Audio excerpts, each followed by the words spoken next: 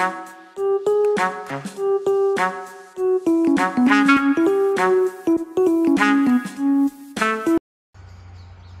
bonjour à tous, on se retrouve aujourd'hui pour une nouvelle vidéo de présentation, ou plutôt de comparaison d'antennes. Vous avez été plusieurs à me demander des informations, la différence entre trois antennes. Donc je vous les représente. Il y a la HF Explorer 3, ensuite vous avez la HF Pro 1 et enfin la HF2, HF Pro 2 Plus T. Donc je vais vous présenter les différences. Déjà la différence physique entre les trois. Donc là c'est HF Explorer 3, la HF Pro 1 et la HF Pro 2 Plus. Donc on voit tout de suite que elles ont quasiment la même finition aux extrémités pour aller se brancher du côté des embases. Mais après, elles sont différentes sur la longueur, et notamment la HF Pro 2 Plus qui est beaucoup plus grande. Elle ne couvre pas toutes les mêmes fréquences. Il y en a qui vont aller beaucoup plus bas, d'autres plus hautes. Donc c'est ce que je vais vous présenter. Donc si on regarde en détail la HF Explorer 3, voilà, je vais essayer de dézoomer un petit peu, vous avez un petit peu plus de visibilité.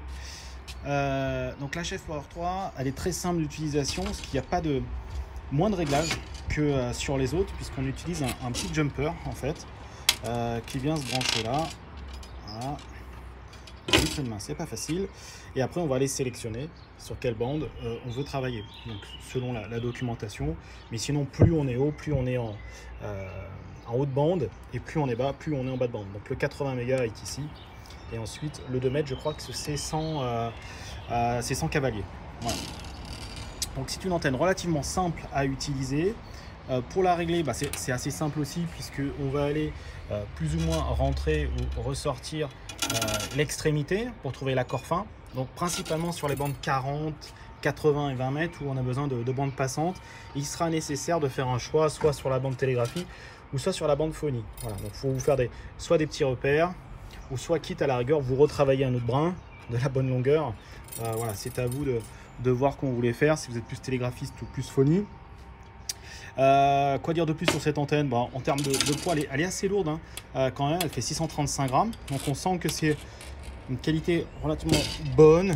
Le poids, donc 685 grammes, on est sur une puissance admissible de 200 watts, comparé aux autres où on est sur 130 watts, je crois, une centaine de watts. Celle-ci, on peut passer un petit peu plus de puissance. Donc voilà, je vous les présenterai après sur le support, voilà, juste pour le fun, pour la photo comme on dit.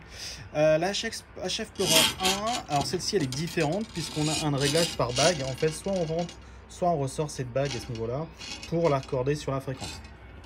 On peut faire aussi un accord plus fin avec le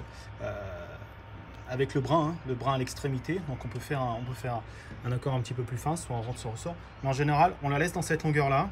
Et on va surtout aller jouer sur sortir ou re-rentrer cette bague. Donc c'est gradué. Je vous montrerai tout à l'heure, je vais fixer la caméra. Je vous montrerai tout à l'heure comment l'accord se réalise sur cette antenne. Elle est un petit peu moins lourde, elle fait 400 grammes. Voilà, un petit peu moins lourde, et on peut passer une 130 watts. En termes de grandeur, on est quasi sur la même. Là-bas, c'est pas sorti, mais on est quasi sur la même grandeur. Déplié, la HF Explorer 3 fait 1,62 m et celle-ci 1,77 m. Donc on aura un rendement un petit peu meilleur sur les bandes basses, 40-20 mètres avec celle-là. La HF Pro 1 ne couvre pas le 80 mètres. La différence, c'est que celle-ci, donc la rouge fait du 40 mètres jusqu'en UHF à 430 mégas. Tandis que la Explorer 3 s'arrête à 2 mètres. On fait du 80 mètres au 2 mètres. Voilà. Sur celle-ci, il n'y a pas le 80 mètres. Si vous voulez le 80 mètres, il faut passer sur le modèle au-dessus que je vais vous présenter, qui est ce modèle-là, qui est la HF Pro 2 Plus T, avec son embase, en fait, sa coil, une self qui est rajoutée pour le 80 mètres. Sinon, c'est les mêmes. Voilà, je fasse attention le papier parce qu'elle est très grande. Elle fait 2 mètres 70, cette antenne-là, elle est très grande. Donc attention, elle est très bien pour le portable. C'est celle qui aura le meilleur rendement, en tout cas sur les bandes basses, sur le 80, 40 et le 20 mètres. Mais elle est plus contraignante aussi. Chose intéressante aussi sur cette antenne-là, donc elle fait 100 watts. Elle fait 420 grammes, donc elle est assez légère, elle est très bien pour le portable. Et pour le rangement, vous verrez tout à l'heure, je vais les ranger comme si vous vouliez les emmener en portable ou en vacances dans une valise.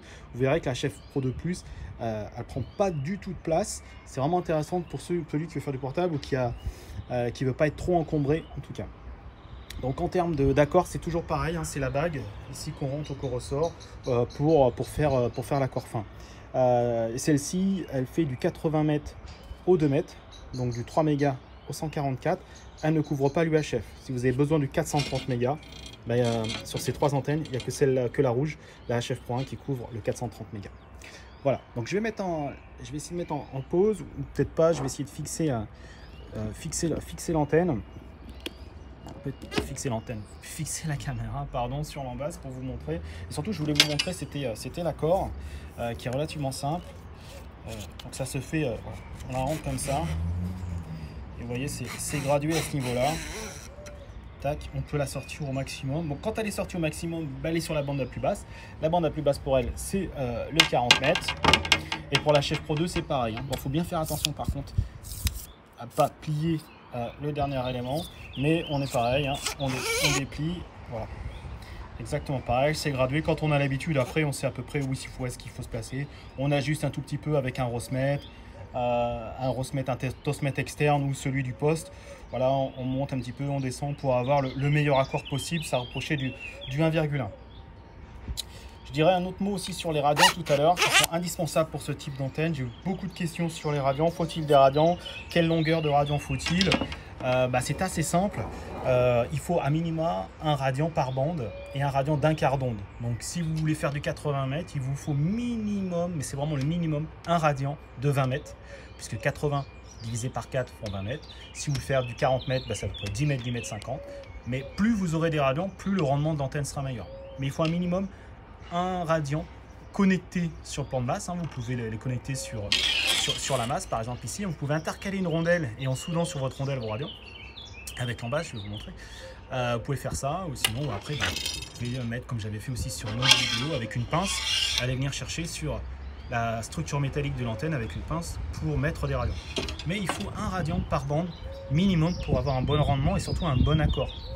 Alors surtout sur 80-40 mètres, si vous voulez avoir un accord proche des 50 ohms, ce qui serait bien, c'est d'avoir au moins 4 radians, si possible. Mais si c'est pas, des fois on peut pas, donc mais à minima un radian, même s'il est un peu tortillé, s'il n'est pas tiré complètement droit, en parallèle, etc.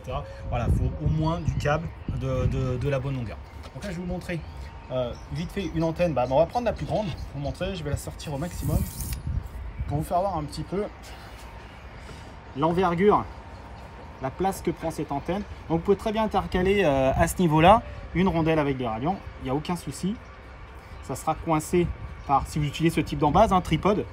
Alors je vous conseille pas de rouler avec celle-là. Je vous conseille pas de rouler avec parce que déjà il y a une prise au vent qui est assez importante. Et c'est surtout qu'on peut l'oublier lorsqu'on va passer sous un tunnel ou un péage. Donc bien attention avec cette antenne là de bien l'utiliser soit à l'arrêt ou alors après bien penser à s'arrêter pour la débrancher ou pour la rentrer, hein.